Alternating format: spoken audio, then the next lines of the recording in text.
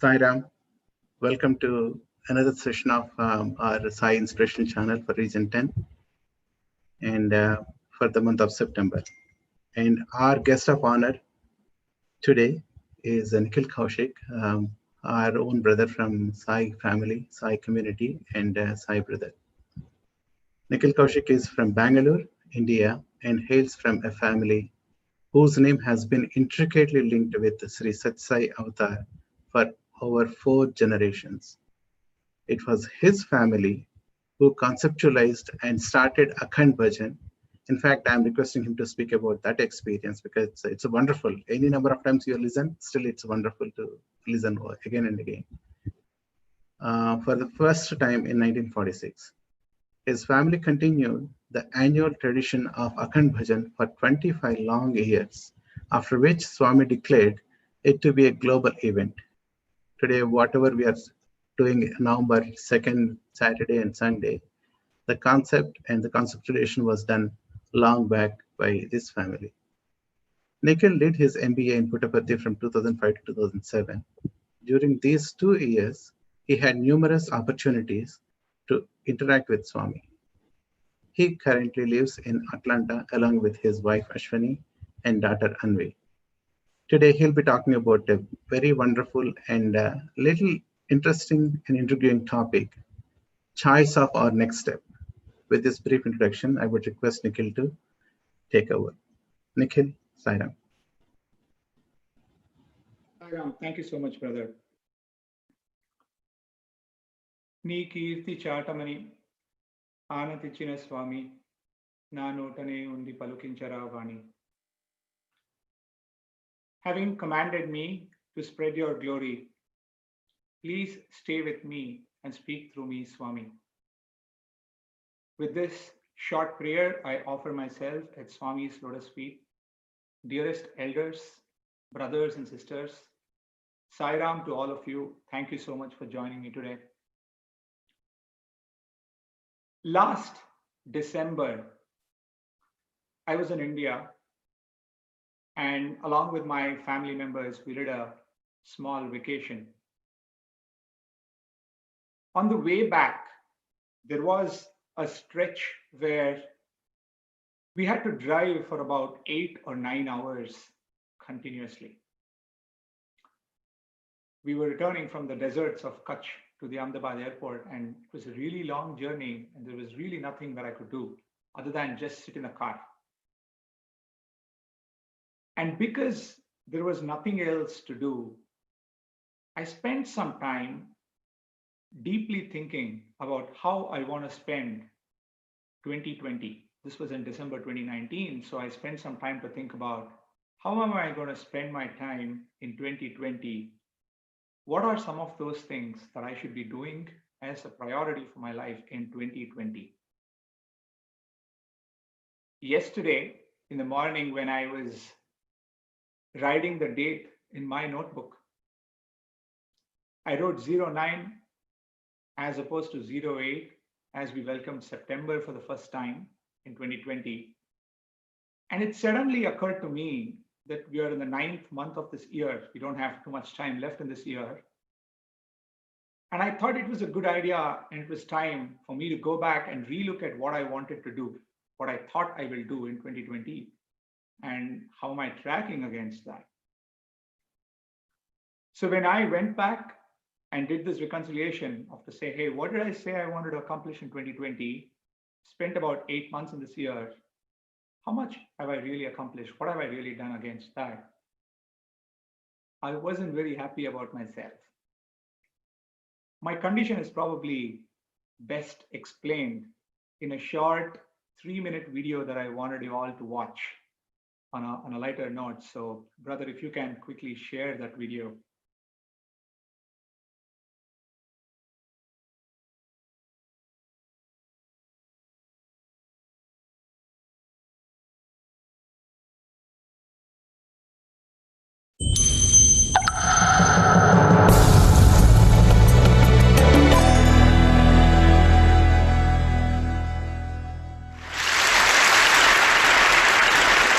So in college, I was a government major.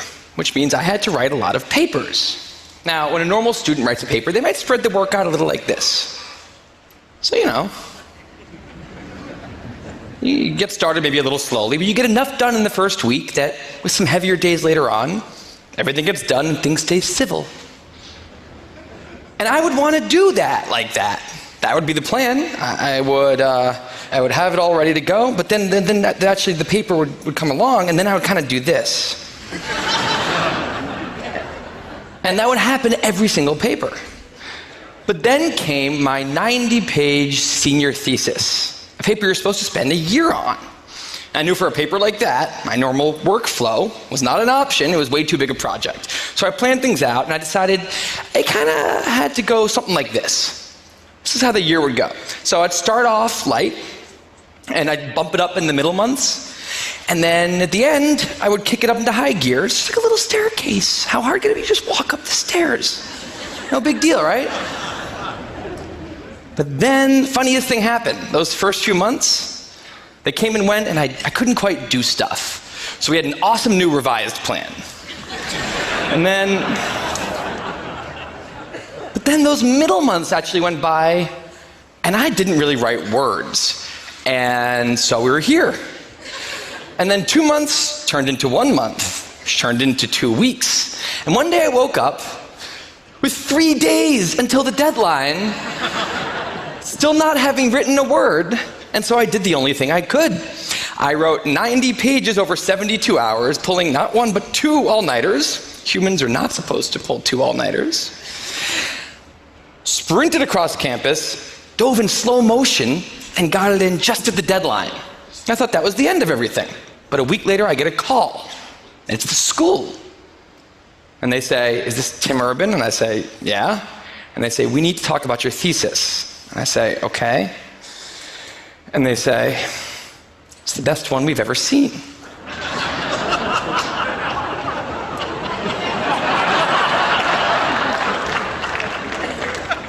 That did not happen. It was a very, very bad thesis.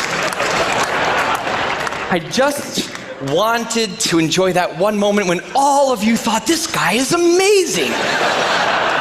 No, it was very, very bad. Anyway.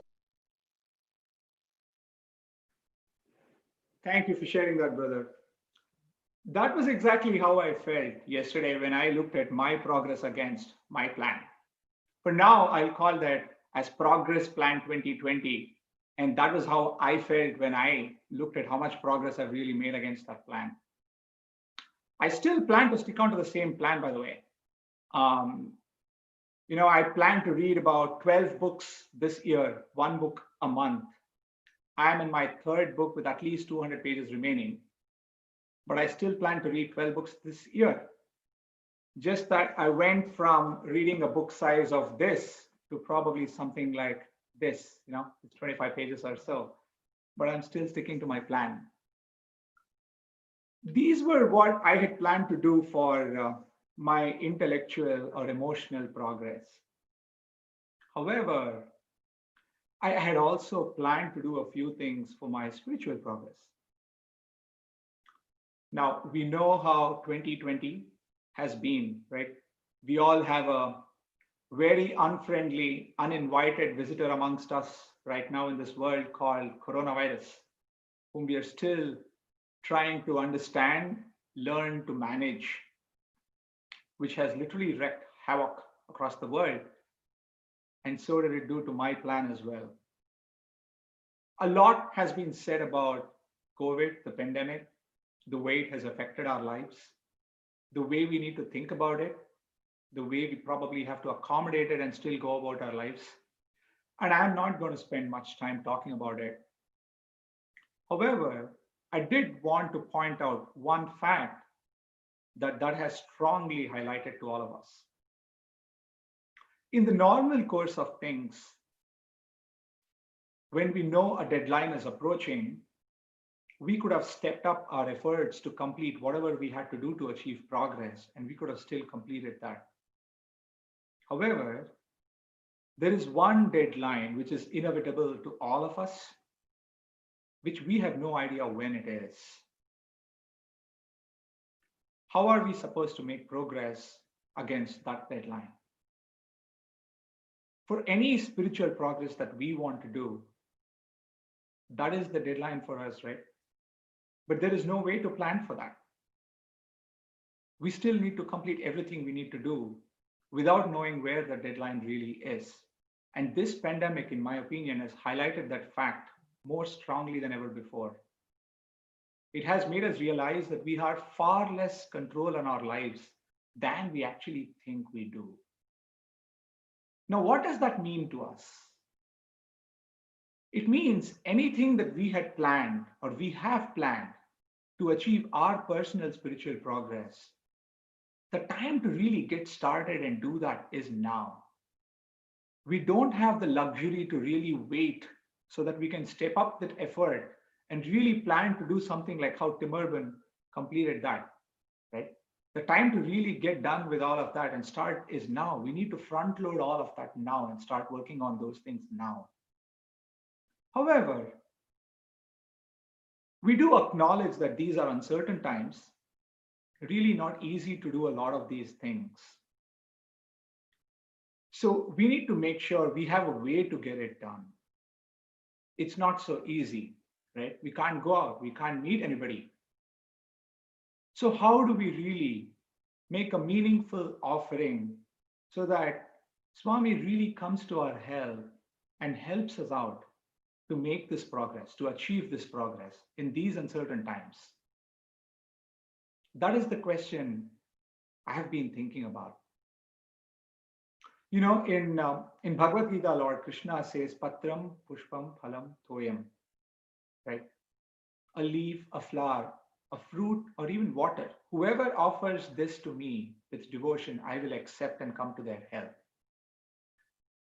But I strongly believe Swami has made that further easy for all of us, further simple for all of us. All we need to do is offer a thought, a word, or a simple deed. But it has to be a thoughtful prayer. It has to be a loving word or a devotional deed. That is enough. That is enough to compel Swami to come, extend his arms, and help us out in whatever progress we want to make. So today I wanted to basically share few instances, few incidents that has happened in my own family circle in each of these three themes, which clearly shows how Swami is more than willing to come to our help if we just have these three things, right? Or in any combination.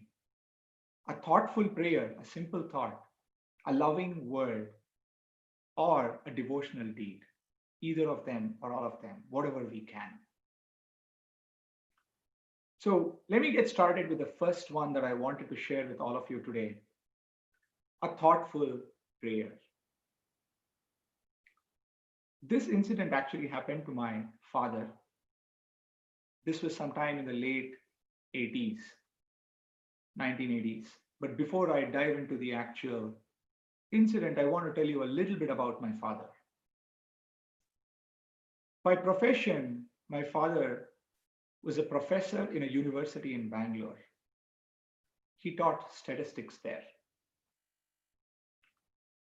Every day, he used to spend his time in the university from morning till about 5 o'clock or so, then come home. And in the evenings, he used to take private tuition classes for a lot of students who wanted additional help.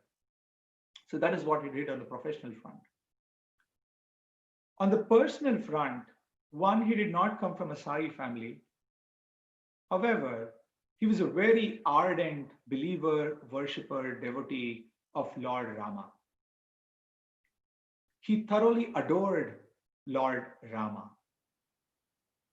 So this incident, I mean, you can imagine, because of this liking to Rama, Ram Navami used to be a huge festival in our house.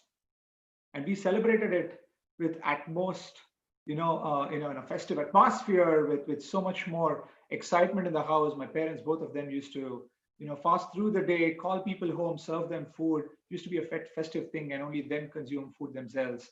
So it was a big deal in our house. While I grew up, Ram Navami was a very big festival.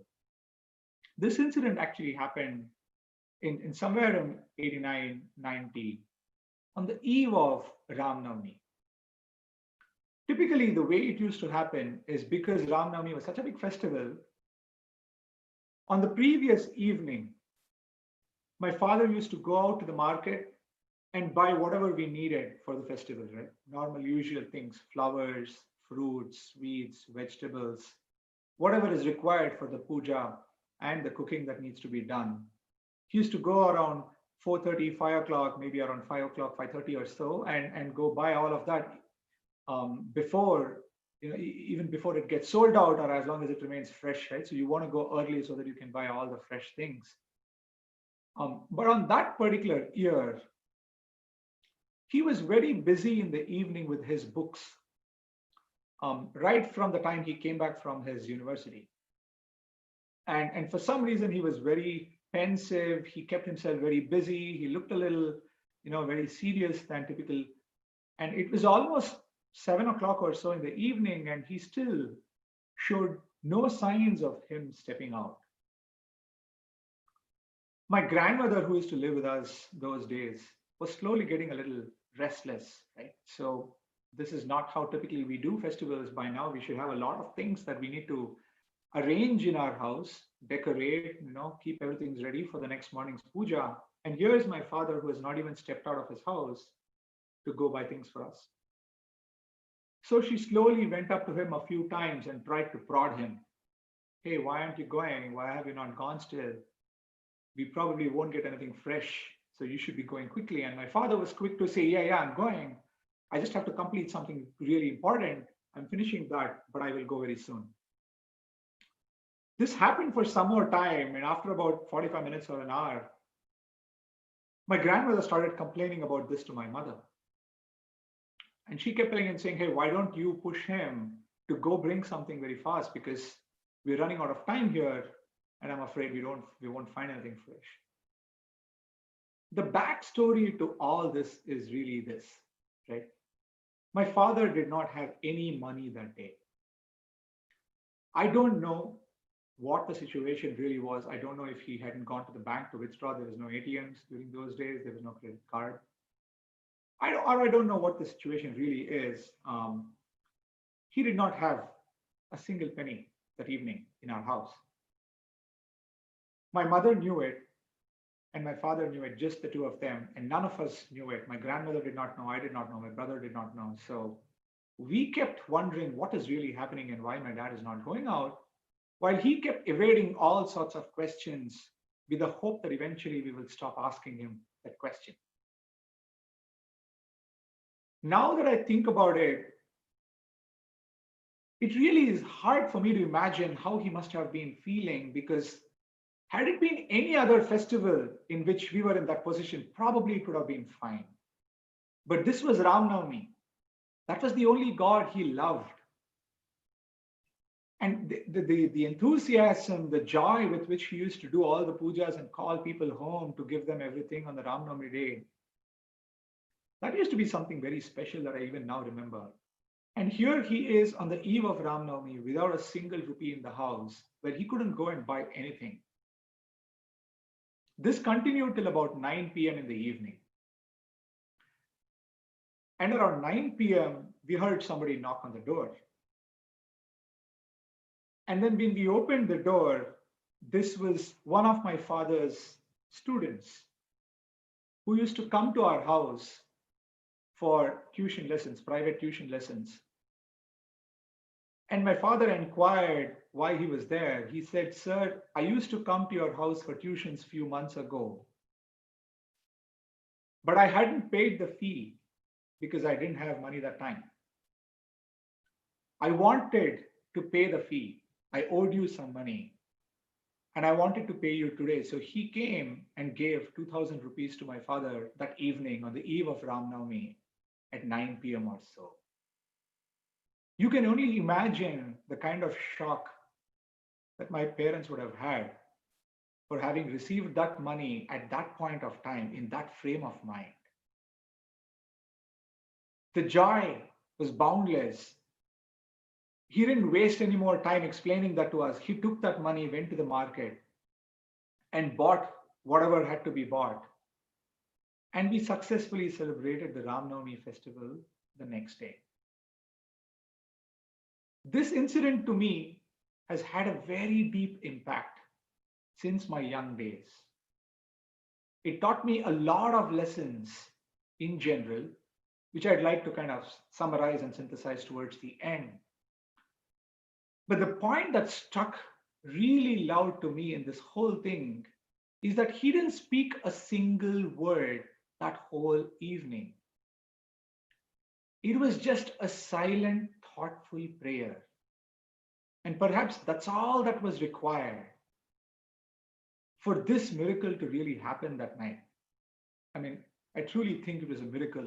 There was just no other way that could have happened on that particular night. So that is my first instance of a thoughtful prayer is just enough. I'll move on to the second set of instances that I wanted to share with all of you today. And I'd like to term this as a loving word. I want to follow the structure of thought, word, and deed. Again, it's not just thought, word, and deed. I think it should be a thoughtful prayer, a loving word, and devotional deed. So that my next theme is really a loving word. This incident happened to one of my aunts, my mother's eldest sister. Her name is Sucharita. That's my aunt. This happened sometime in late 50s. It's a really beautiful incident that has struck a deep chord in me, which I wanted to share with you. This was somewhere in the late 50s. Swami was in Vrindavan those days. And it was summertime. It was somewhere in the month of May.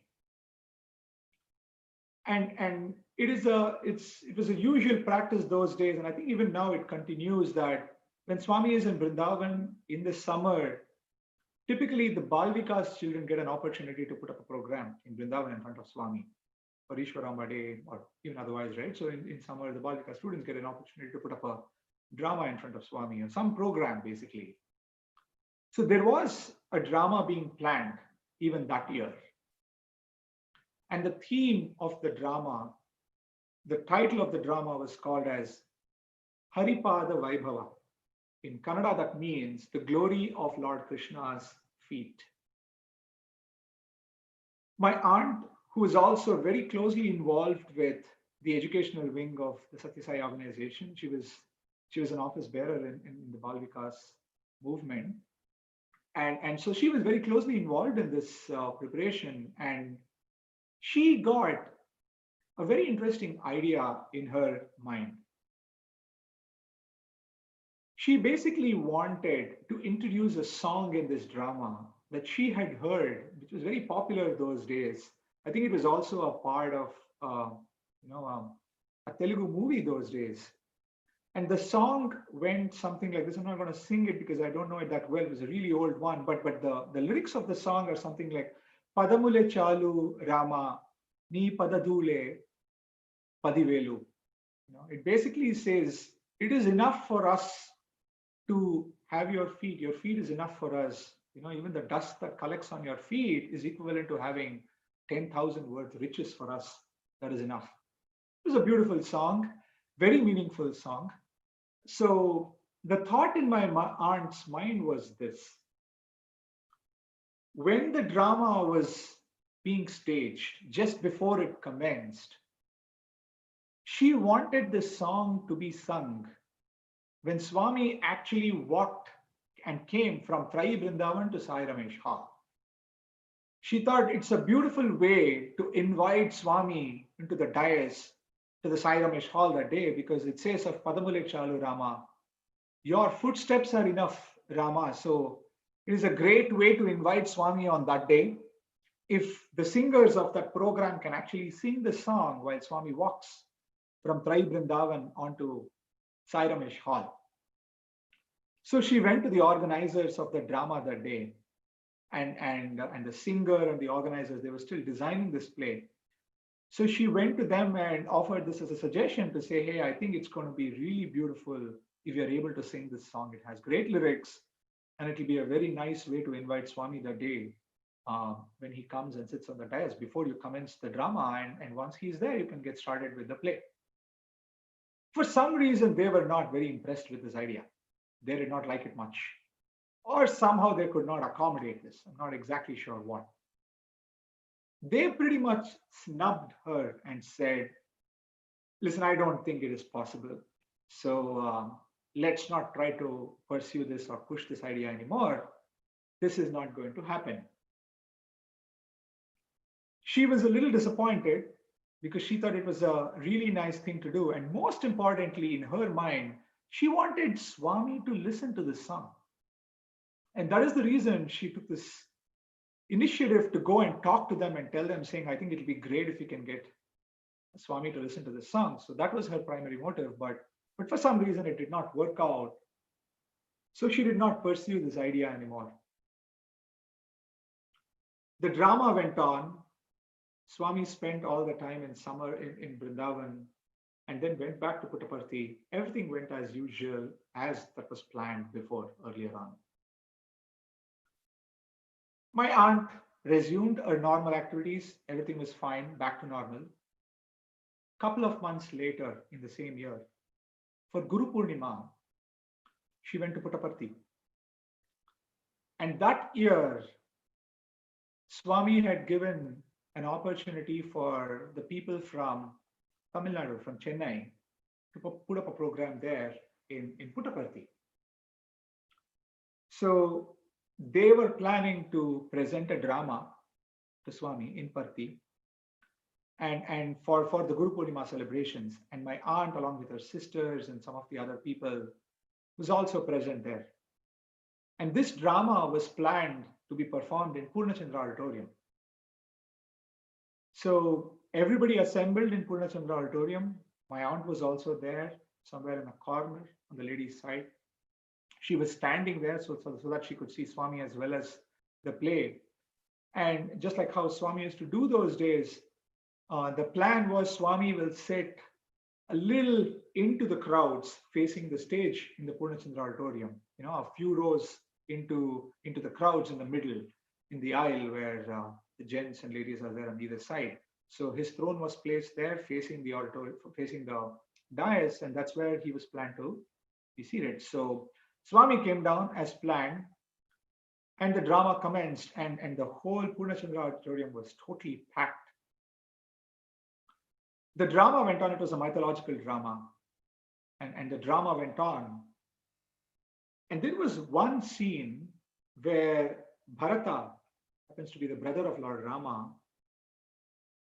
pursues Lord Rama into in the woods, in the forest, and asks him to come back to Ayodhya. And Rama says, no, I've given a word. I won't be able to come back right now. So you please go ahead and take reins of Ayodhya. I won't be able to come back. So Bharata requests Lord Rama to hand over his footwear.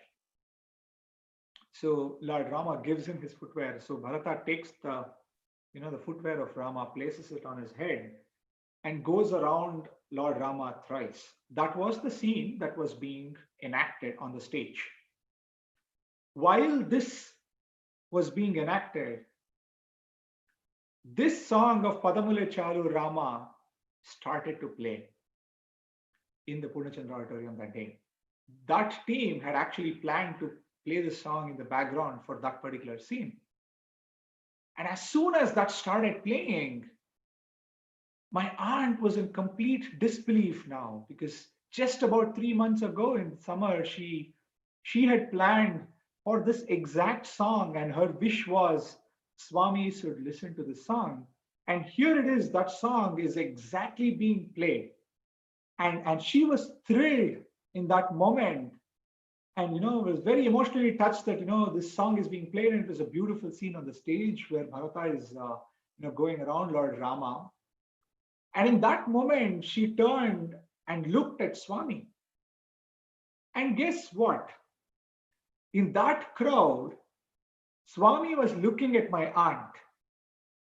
And just when my aunt saw him, he made a gesture in his eyes, a very fine gesture in his eyes to say, something like this, to say, look, you wanted me to listen. Here I am listening to you. And my aunt was totally shocked at this moment. And here is our Swami in the middle of thousands of people, is waiting for my aunt to look at him when this song is playing. That is how he orchestrates all this to come together by just one loving word that my aunt went ahead and made, right? With a genuine wish that Swami should listen to this beautiful song. That was her desire. And here he is making all this happen, perhaps just to show that all I need is that one simple thought or one simple word, a loving word from you. And I will come to give you anything that you want. This incident again for me was very touching, because if I just imagine how that played out there in that such a huge audience, and Swami looking at her and making that gesture like that to say, see, I'm listening to the song that you wanted me to listen to, was a really touching incident. And I felt very touched by that moment when she was narrating this to me. On the same theme of a loving word, I wanted to narrate another incident which happened to the same aunt in her family. Again, a very beautiful moment here, which I wanted to share. This happened in sometime 2009. The context was, this aunt of mine was Charidanti. She was there in Puttaparthi in 2009 for Swami's birthday, the November 23rd. She had come to Puttaparthi just for one day. She probably came there on the 22nd to be there on the 23rd for the birthday celebrations. And she was scheduled to return to Bangalore on the 24th of November, the next morning, in the first bus that was available from Prashantanilayam to Bangalore. So she spent the whole day in Prashantanilayam for Swami's birthday. And then the next morning, as per her plan, she was there in the bus stand, and the bus arrived. She was sitting inside the bus, and she was there were a few minutes more for the bus to depart to Bangalore. So she thought she could call up her house and just give them a heads up saying, hey, everything went well here. I'm about to start back from Puttaparthi, and I should be in Bangalore in about 4 or 5 hours or whatever it was. So she called up her daughter, who also resides in Bangalore. So she called her up and said, hey, listen, I am about to leave. Everything went well here. It was a really good function. Everything went well. How are things there? So her daughter has 2 children, a 3-year-old boy and a 6-year-old girl. She said, everything is fine. It was great. All is fine. It's good. You come, we will come and pick you up. Yesterday, she just narrated a small incident to my aunt. She said, yesterday, the kids were reciting their normal daily prayers after their bath in front of the altar. And in that moment, I just told them that, hey, do you know today is Swami's birthday? So suddenly, the kids decided to sing happy birthday to Swami in front of the altar. It was completely unprompted. They just thought about it themselves, and they started to sing. And they sang the whole song of happy birthday to you, Swami. And towards the end, after everything, the small boy, he was a 3-year-old boy, his name was Krishna, he said, so mommy, is Swami going to give me his birthday cake? So, I don't think my cousin really expected that question. And not sure she was really ready for that question. She didn't know how to answer that question. And somehow she skillfully diverted the attention without saying anything, because what will you say to that, right? So she said something. She said, good, you got to go now. You have school now. Let's get ready. So she somehow diverted them. And that was it. And so she narrated this cousin of mine narrated this to her mom on the phone call when they were talking. And my aunt felt very touched by that, the thoughtful nature of the boy to sing, and also a very innocent ask coming from him to say, hey, is Swami going to give me his birthday cake?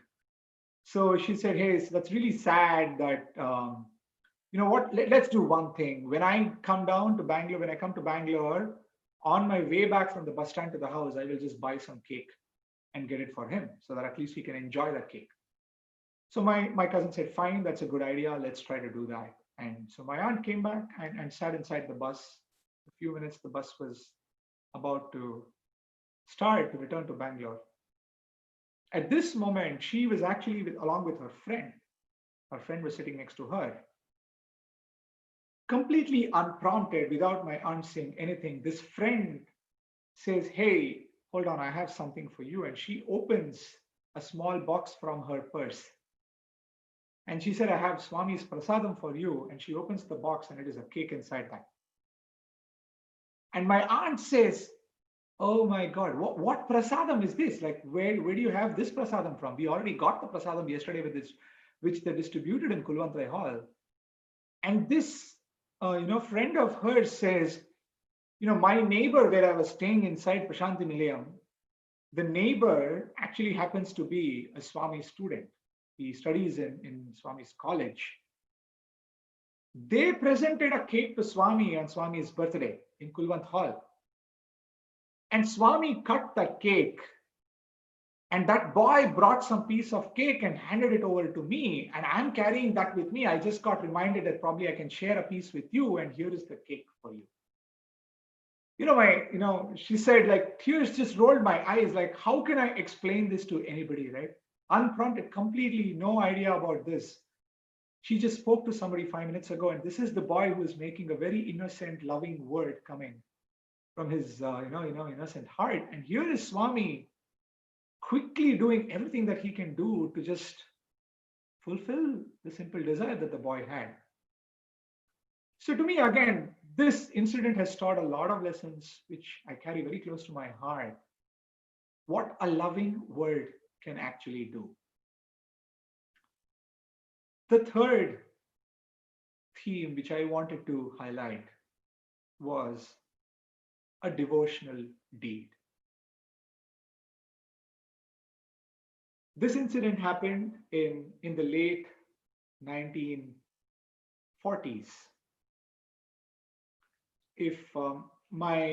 Just to give you a little bit of a background, my family first came to Swami's fold in the early 1940s, and since 40s, to be precise, 1943 is my same aunt whom I'm speaking. She came and saw Swami, and since then, my grandmother, my aunts, and a bunch of other ladies who used to be very close to each other used to be very frequently visiting Puttaparthi for almost any occasion they could think of. They just needed an excuse to come to Puttaparthi, and they used to come there and spend time there. 1950, Swami decided to build the new mandir. When that plan got announced and this group of people suddenly heard about that plan, for them, it was a little bit of a bittersweet news. And the context is this, right? When these people visited Swami in those days, before the mandir got built, they were used to going and seeing Swami in Karnam Subbamma's house, which means they used to go there and literally stay in the same house where Swami lived. That is the level of proximity that they enjoyed. And that's how much Swami gave himself to this group, and obviously few other groups that used to visit there. But now here is an event that is going to happen. Swami is building a big mandir. So in their minds, there were two things or a couple of things that was happening. And, one is, hey, there is a big mandir Swami is trying to build. There are so many people who are participating in this and contributing to this. We've been going to Swami for such a long time now. What are we doing for this?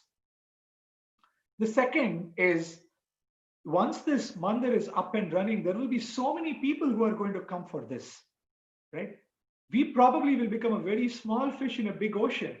We will lose the proximity that we've always enjoyed with Swami. So we will be nobody there. So what do we do about this? So there's a little bit of a insecure feeling that started to come in their minds, as much as they were excited about the things that were happening in Puttaparthi. So there was one lady in their group, her name was Padma. So she, unable to kind of control this emotion, suddenly brought up a conversation in that group to say, hey, we will very soon become very distant to Swami. What are we doing about this? Right? For the same reasons that I just narrated. And Everybody else seemed to agree with this. I'm sure all of them were thinking on the same lines there and said, hey, you know what? That's exactly right. So I've had the same feeling. What do we do about it? So she came up with an idea and said, I think we should all come together and contribute something to Swami. They said, we all love the idea. So what do we contribute? She said, I think we should all contribute some money, pull in some money and give it to Swami. It is our small seva to Swami because he is building this big mandir. And they were like, all right, I mean, we could do that, but how do we really do that? Because none of these ladies were earning by themselves. So what do we do? How do we get this money?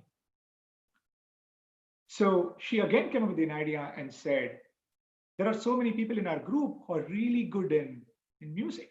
We can sing, we play instruments, we're really good in bhajans, we compose songs. And she herself was very active in theater.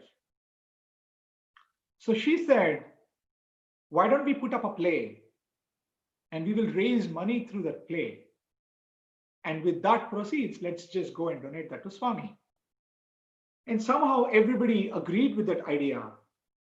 So they started planning for this play that they wanted to put up. They got some tickets printed and made. They priced the ticket as 3 rupees per ticket in those days. And they distributed the tickets to all the family members who had some social circles so that each of them could go and sell as many tickets as possible. And once they were able to sell all these tickets together, they were able to raise almost about 1,000 rupees in those days. And they were very happy and proud with what they had accomplished. They had raised about 1,000 rupees, which they could now go and donate that to Swami. So they entrusted that to my grandmother and a few others. They said, please go ahead and donate this to Swami and tell him that this is our offering for the mandir that he's building. So they took this 1,000 rupees and went to Swami, to Puttaparthi, and they offered this and said, Swami, we want to do some seva for your mandir. And Swami was very pleased with that and said, okay, so what do you want to do? So they said, Swami, we want to donate some money to you. And he was very surprised. So you want to donate money for my mandirs? How much money do you want to donate? So they said, Swami, we want to donate about 1,000 rupees. So he was 1,000 rupees. Where did you get that much money? So they said, Swami, reluctantly told him, saying, Swami, we have planned a play to be performed in Bangalore. So we sold some tickets and that's how we raised this money. So please take it. And then Swami said, okay, so you are planning to perform a play in Bangalore. Am I not invited to that? This is something that they had never thought of. And this was not any play which was supposed to be a big event, not a play that was supposed to be a mythological play, which is typically performed in front of Swami. They had planned a really trivial subject matter, right? Like something like family politics in a very hilarious manner. They wanted to just entertain a group of people who could just pay for the ticket price just for this purpose. And that was their plan. And they had no plans to invite Swami for that event at all. But here is Swami, the moment he heard from these group of devotees that they are planning to do something for his sake, he was willing to say, hey, am I not invited? I want to come and attend that play. And they almost, said, no, Swami, please, it's okay. Thank you. Give us your blessings. But he said, no, please go ahead and plan for everything. I want to come for that play. And Swami actually traveled from Puttaparthi to Bangalore just to attend this one play.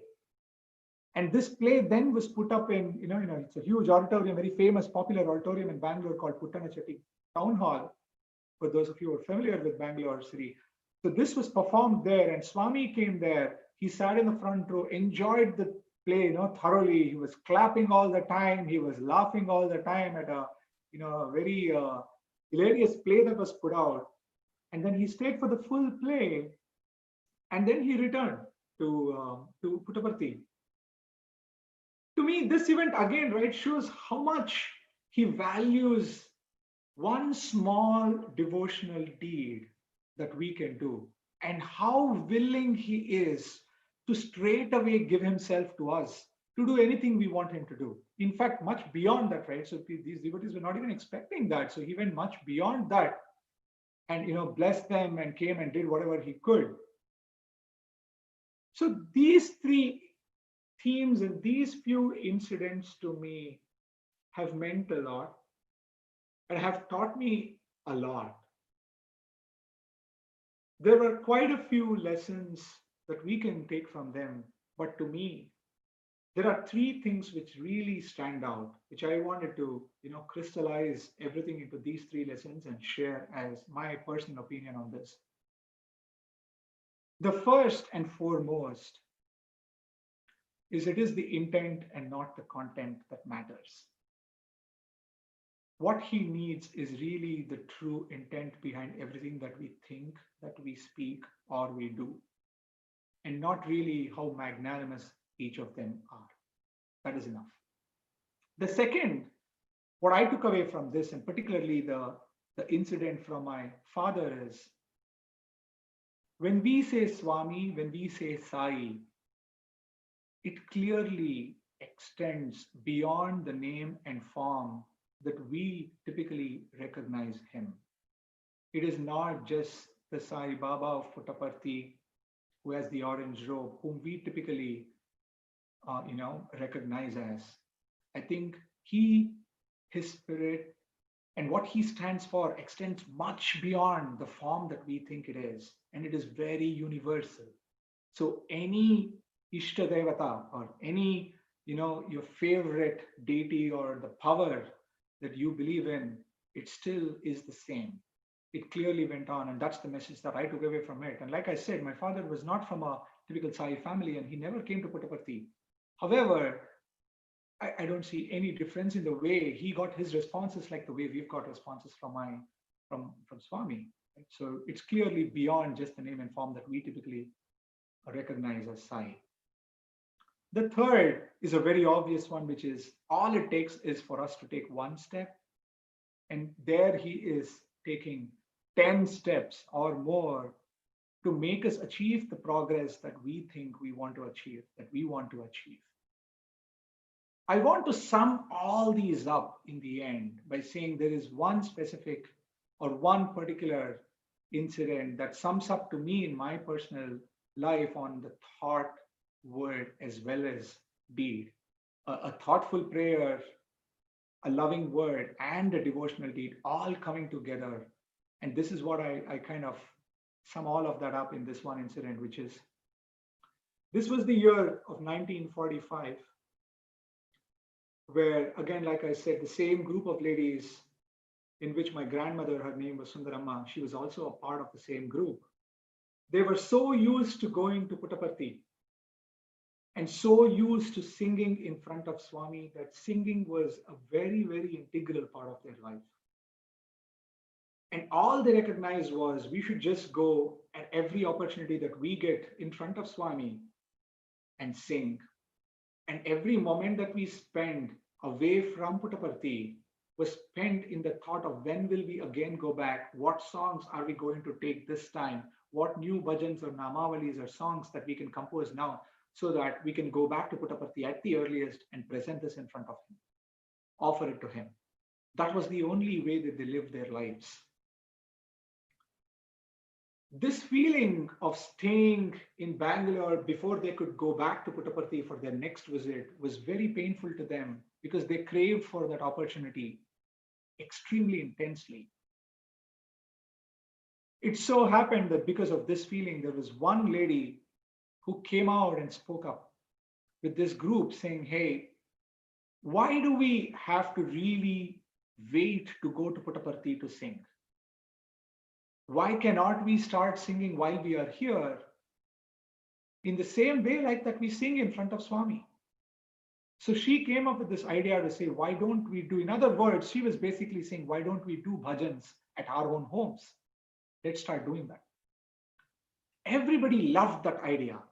It was basically a way for them to recreate the same atmosphere that was available in Puttaparthi in their own homes. So they took up this as a great thought and a great suggestion, and they agreed to start house bhajans or home bhajans And they planned to do this every Thursday. And there were 6 of these ladies. And they said, let's take turns to host in each of our homes. And let's do this every Thursday between 6 p.m. and 8 p.m. So they started this practice of doing home bhajans. They used to do this bhajans every Thursday. All families, including men, children, everybody from their families got together in that particular house of that week and spent about 2 hours singing bhajans, various namavalis, and at the end, dispersing with vibhuti and prasadam. And they just loved this practice because it gave them an opportunity to come together, sing the bhajans that they always wanted to sing in front of Swami, talk about Swami, relive the moments that they have spent in Puttaparthi, and also excitingly plan for their next trip, right? Just so much of joy and enjoyment. So they just came together to kind of do this every week. They did this week after week, month after month. And this was the time almost that they had almost spent about 1 full year doing this continuously without a break. So this was a big momentous occasion that they had, they were almost about to achieve in 1946. Again, because of the same excitement that, they were reaching a milestone, one of the ladies again prompted to say, hey, we need to do something special because we are reaching a milestone, which is 1 year, which is not a joke. We've been doing this for 1 full year now. We need to offer something special to Swami. Now, what do we do? And she suggested that they do bhajans for 1 full day, for 24 long hours with no break. And again, everybody just totally loved this idea, saying, let us do these bhajans for 24 hours without a break to celebrate this 1 full year that we have done bhajans on every Thursday. And they called this then as Akhand Bhajan. Because it was such a big deal in their lives and they were planning to do something like this. Again, it was just in one of their houses. They wanted to just to get together, but spend really 24 hours as opposed to doing just 2 hours in the evening. But they wanted to inform Swami and take his blessings for this. So they suggested that my grandmother, Sundarama, visit Puttaparthi and submit this suggestion as an offering and seek Swami's blessings and permission to do something like this. In those days, my great-grandfather, Sheshgiri Rao, his name was, he was the first pujari of Puttaparthi, so he also resided in Puttaparthi. So my grandmother went to him and said, hey, this is what we are planning to do. We want to kind of discuss this with Swami, at least like mention this to Swami and take his blessings for this. So he said, perfectly fine. I think it's a great idea. Let's go ask Swami. So when they went to talk to Swami, Swami called them inside the interview room. So both of them went inside the interview room and there were 4 or 5 other people sitting inside the interview room. And Swami asked them what the matter was. And my grandmother spoke and said, Swami, we've been doing weekly bhajans every week. And here are the list of 6 people we've been doing in each of our homes. We want to celebrate. We've almost completed 1 full year now. We want to celebrate this in a special way, and we want to offer 24 hours long bhajan. So we wanted your blessings and permission for this. Swami was very happy, very excited, and said, very good idea. Please go ahead. I will be there for that. And they were suddenly taken aback again and said, Swami, no, we just meant to inform you and take your blessings. It is really a small, private, like small event that we were planning to do in our homes and not really something that we had planned in a scale at which we could host you or something. So it's okay, just give us your blessings. You don't need to take the trouble. They tried to sugarcoat that as much as possible to say, Swami, please resist from coming. We are good. We will do these bhajans. We are happy. Please give us your blessings. But Swami was not listening. She said, and he looked at all the other people inside the interview room and pointed to them and said, look at this people here. I am telling them, I want to come to something that they are planning to do. And these people are saying, don't come. What will you tell them? And they were all very surprised and shocked to understand, saying, hey, why are you people doing this? This is very, very unusual. So my grandmother explained to saying, Swami, we're really very poor. We don't have all the means to kind of accommodate everything. We cannot accommodate so many people. So we just wanted to keep it just for us. So that is the reason we are saying this.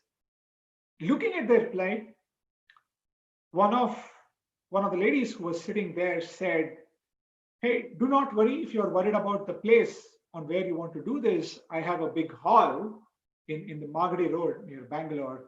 So I can lend that hall if you want to do it in a much bigger space. So you can take that to do bhajans there. There was another gentleman sitting there who actually, owned a flower shop. So he said, I can provide you all the flowers to decorate everything there. So don't worry about flowers. So I will bear that expense and I will give you all of that. There was another person there who said, I have a huge portrait of Swami. So you can use that to create an altar there. And you can use that to do the bhajan event there. So don't worry about that. And lastly, there was another Inspector General of Police from the Mysore state in that group as well. And he said, don't worry, I will lend my Jeep, for logistics purpose. You can take my Jeep for any logistics purpose that you need. So I think we're all here. We will support you. And Swami is looking at the whole conversation that is unfolding there. And here my grandmother and my great-grandfather are completely stunned, having no idea how to respond to what is happening there, because that was completely beyond what they had planned for. And they just fell at Swami's feet and said, Swami, only you should take care of us and make sure this function is fine. Thank you so much. And Swami said, you don't worry. Go make your arrangements for everything. I will be there the previous day. And true to his word, Swami came there the exact date. I don't think my aunt was remembering, but sometime in July, August, one of the Thursdays was that they had planned to start the bhajan.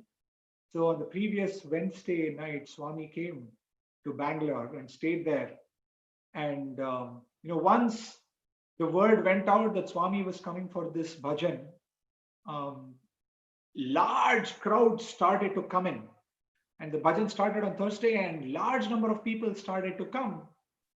And at some point they had to start, stopping people from coming anymore. And they said, hey, this is supposed to be a very private gathering, not really open to general public. So please resist, don't mistake, please stop coming. And they said, no, Swami appeared in our dreams and he asked us to come here. So we are a part of the invitee here. So they had no way to contest that, and they had to let people come in. So, a huge crowd came in there. And again, right, once the bhajan started to go, and towards the end of the Akhand, that was the first Akhand bhajan in 1946. And towards the end of this bhajan, my grandmother and the other lady started to feel really, really conscious about the crowds that had turned up there. Bhajans were almost coming to an end. Now was the time to really distribute prasadam. And they had hardly prepared any prasadam to meet a few people, and there was a big crowd out there. So one lady took the courage and went up to Swami and said, Swami, can you please come backstage? And she called him backstage and said, Swami, it is you who have to safeguard our honor. Please do not do this to us. You have to save us now. We only have so much prasadam. Look at the crowds outside now. Please save us. And Swami laughed at them and said, he materialized akshata, the sacred rice grains, and just sprinkled them on those vessels and said, Akshayam, Akshayam, Akshayam. And he said, please go feed everybody from these vessels.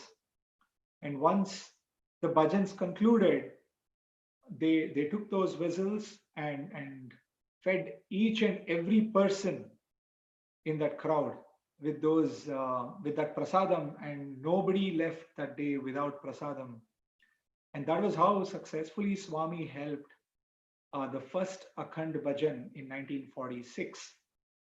I just wanted to share a couple of pictures so that you could see, relive some moments of those days. This was the picture taken, Swami entering that hall of Akhand Bhajan. And this lady here was my grandmother. And this is another aunt of mine. So this is when 1946, when Swami was entering the Bhajan hall. This is at the end of the Akhand Bhajan, Swami taking Arati. The person on the left-hand side here is my great-grandfather. And this is grandfather of aunt that all of us know, Geeta Auntie, Geeta Mohan Rao. This was her grandfather. So this is the picture taken on the Akhand Bhajan day, when towards the end, when they performed Mangalarati to Swami. So I wanted to sum this up. We are almost at the top of the hour. I wanted to just sum up with one last thought. These incidents have taught us some really important lessons. I wanted to just part with one last thought with all of us today here, which is all this, if you really reflect on that, leads us to one simple question. What is our next step? Right? We have a choice when we decide to take our next step in the context of the deadline that we are talking about, the inevitable, invisible deadline, the context of the spiritual progress, and the plan that each of us really have to achieve that spiritual progress. It leaves us with one question. The question really is, what should be our next step? And this next step offers a choice to each of us, a choice of a thought, the choice of a word, and the choice of a deed. And the choice is very simple. Do we want to take this next step towards Swami, or do we want to take this next step in a different direction? This question is for each of us to answer. There is no one answer. Each of us are our own journeys, and it is up for us to answer this question and how we want to achieve the spiritual progress and how we want to let Swami help us. But all I wanted to share today was here are few instances and incidents in our life where we have seen how willing Swami is. And again, when I say Swami, please keep in mind that I'm not limiting this to just the Sai Baba, the Satya Sai Baba that we know. It could be anybody for you or any deity for you. How do we let that power to help us achieve our goals? Hope this was helpful. Thank you so much for your time. Jai Sai Ram. Thank you, brother. Phenomenal. That's a fantastic, and particularly you are giving us an option saying that, okay, choice is in your hands. Which other direction you want to go, you can go ahead. And I do not have any questions. I'm looking at the group chat. And so may I request Brother Sham, our regional president, to say a few words at the end. Sairam, brothers and sisters. Sairam, brother Nikhil. That was so beautiful. And truly, I think there must be some merit in our lives that we got to listen to it. The merit could be not our own, it could be from our parents, from our grandparents, because clearly it was so beautiful, so cleansing to listen to you. Because, the day-to-day life seems to dominate our thinking for much of the 24 hours of the day. But you have shown us how your family, actually, the 6 families that started the bhajans and then which became the Akhand Bhajan, is that how those 24 hours need to be spent. And that is what has drawn Swami so close to your families. And the beauty in this, what I was watching was, internally I was so happy I was listening, is the innocence of the devotion. The devotion had no pretense. There was no separation. So they were clearly telling Swami, please, we want to do it. See, what are they doing the Akhand Bhajan for? In praise of Swami. Exactly. But at the same time, the very Swami, if he comes, they're saying, please wait, because they are feeling that they cannot offer the due respect to him and to the entourage that may come and all the people that may come. So it is with that. So, but Swami knows better, obviously. And so, very lovingly, he puts, without asking those other people who are in the interview, why don't you contribute? He simply says that these people are trying to keep me away, though I'm offering to come. And then automatically each person says, I've got a big hall, I can give you flowers, I can give you a big portrait, I can give you a jeep. So all the resources get thrown in without anybody asking for it or without anybody being told that they should be doing it. So this is the beauty of it. And I think that is what, like you said, what is the next step is, it should come from our heart. So well put, brother. If it is not coming from our heart, it may not be, you may not get that response from Swami. And for it to come from our heart, you gave us a very three-step formula. One is, of course, the prerequisite for the three-step formula is give up procrastination, because we have this deadline which we are unaware of when it will manifest. If COVID accelerates it, it is one thing. But without COVID itself, it is a given. Like people say, uh, taxes, police, and death, these are inevitable. Okay. So these things are inevitable. So if that being the case, you're mentioning, and you give a very simple and beautiful, easy to remember formula. What is it? Is a thoughtful prayer. So our thoughts, they should be prayerful and loving. And you shared the beautiful experience of your father.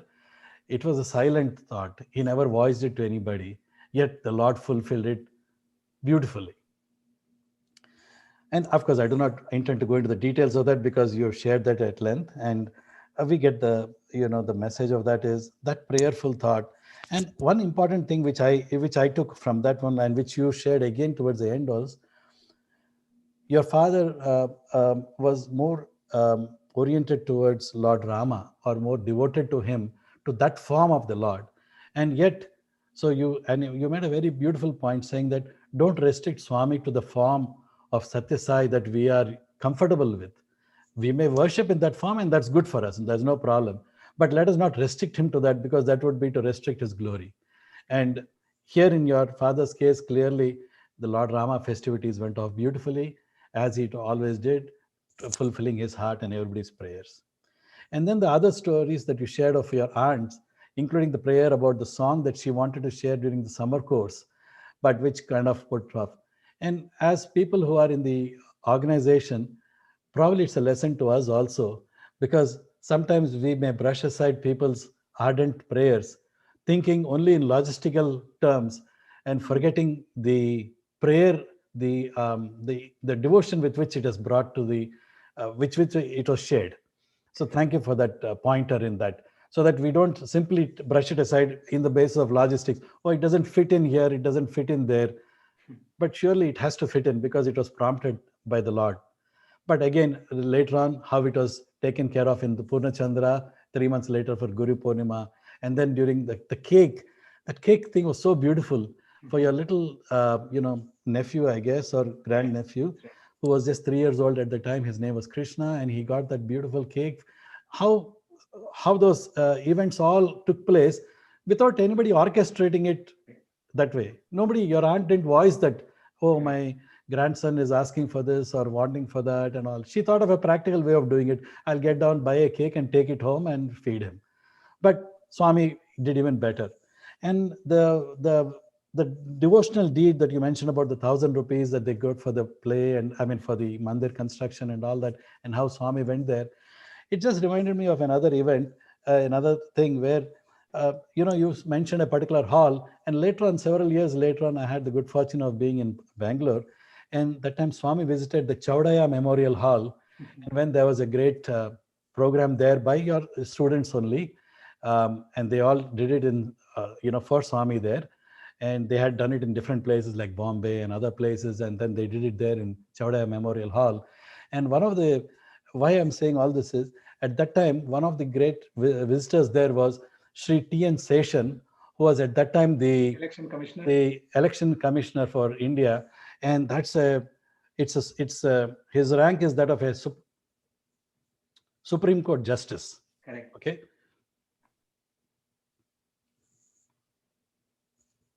He was sitting at Swami's feet. Swami offered him a chair next to him, but he wanted to sit at Swami's feet. So what I'm saying is, mere authority will not get you his grace. It has to be that innocence, that purity, that love, that compassion, that sincere prayer. And I think you closed beautifully, and I will just, you shared that it was the intent, not the content. Okay, that was important. And it was also how we take that one step. And what is that one step? And you said it could be that one step, actually, you mentioned is that one step is being taken in every thought, word, and deed. That's what you pointed out. And every thought, word, and deed is a step. It's just a step either towards him or away from him. And it's our choice what to do with that one step. Really, that step, I was thinking, when you were going to say, what is that step? I was thinking, oh, we must go and do this seva in downtown or this thing or that thing. And you shared actually one very profound thing. And actually, the greatness of it is in its simplicity. The awareness that every thought, every word, and every action of ours is a step. Now, if we orient it like the way you said, it's a prayerful thought, then it's a step towards Swami. If it's a loving word, it's towards Swami. If it's a devotional action, it's towards Swami. Otherwise, it's away from Swami. And in fact, once one of our elders here in Dallas, he mentioned to me, he said, Shyam, I do not want to be associated with anything which takes me away from Swami. Either it takes me, if it is taking me towards Swami, let me know. I'll be interested in that. If there's anything else, don't waste my time. Essentially, he didn't use that word, but essentially that's what he said. And I think that is where your entire talk centered around that is, don't procrastinate. If it has been done, leave it. As Swami says, past is past, forget the past. But at least from now on, make every thought, word, and deed count. And for that, I cannot thank you enough, brother. Because for me, it was eye-opening in the sense, yes, we read a lot of discourses of Swami, we hear so many talks and all. We sometimes think we got it, in the sense there are so many quotes of Swami: love all, serve all, help ever, hurt never, start early, drive slowly, reach safely. I can go on. But if you want to concisely put it in one shot, is here every thought, word, and deed has to be in that direction. And thank you for reminding us of that simple but yet profound way of reaching him and pleasing him and making him respond the way he responded to your aunts and to your family. And we are very blessed, brother. Thank you so much. Saira. Thank you so much, brother. Really appreciate it. And thank you so much, Brother Murli, for giving me this opportunity. Thank you. Saira.